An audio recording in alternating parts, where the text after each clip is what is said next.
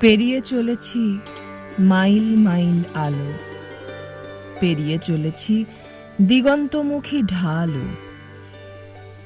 এরপর আর কোন পথ খোলা থাকে? জীবন কি তবে নিজেকেই পিছু ডাকে? এরপর আর হাহাকারও কিছু নেই।